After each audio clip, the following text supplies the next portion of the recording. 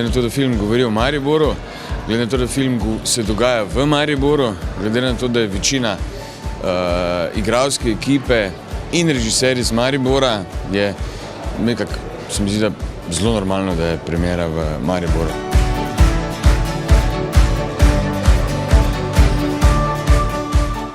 Bojda je razprodano danes in moram reči, da nisem čisto indiferenten glede tega. Moram reči, da je to edina stvar, ki sem jo sploh snemal v Mariboru, kdarkoli v svoji karieri, in je zelo, zelo posebno vzdušje ta moment.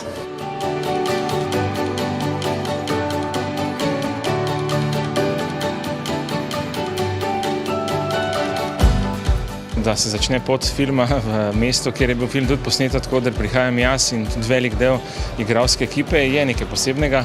Je določena trema, je določeno vznemirjenje, hkrati pa tudi eno neizmerno veselje srečati ljudi, s katerimi smo se eno leto nazaj družili intenzivno in skupaj ustvarili ta film. Plus, da ljudje, ki iz mesta prihajajo, tudi ta film vidijo, to je eno lepo doživetje.